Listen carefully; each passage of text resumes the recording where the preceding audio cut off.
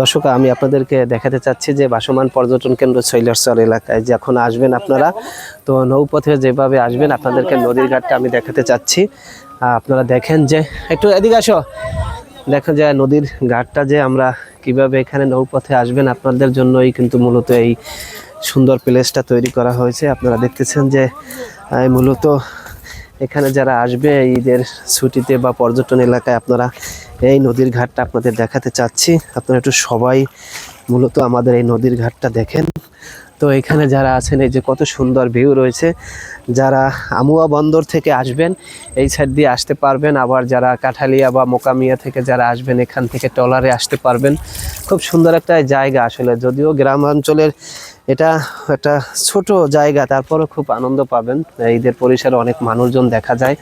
তো যারা ট্রলারে নিয়ে আসবেন তারা আপনারা এই ঘাটে এসেই ভিতরে প্রবেশ করেই মূলত আপনারা সেই বিনোদন উপভোগ করতে পারবেন। পরবর্তী ভিডিও দেখতে আমাদের সেই সাথে থাকবেন। আল্লাহ হাফেজ।